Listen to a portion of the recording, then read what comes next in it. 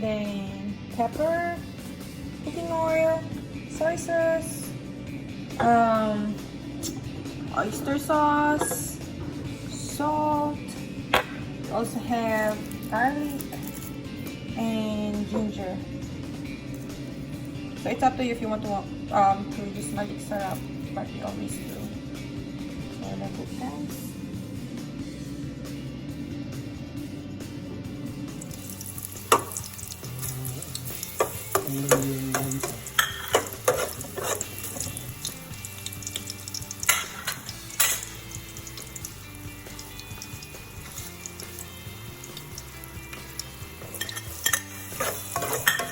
Okay, and then garlic.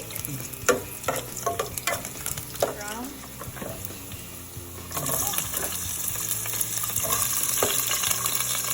Lagi sa mo nabili yung chicken feet sa Walmart. We bought the chicken feet in Walmart.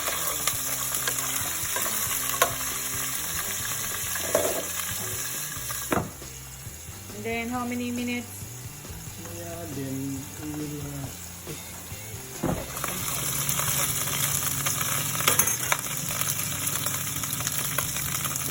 okay, we're going to put some pepper.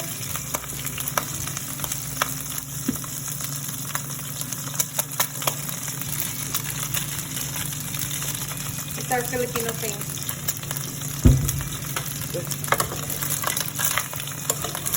Be careful, guys. Tumatalsik. Okay, next is the soy sauce.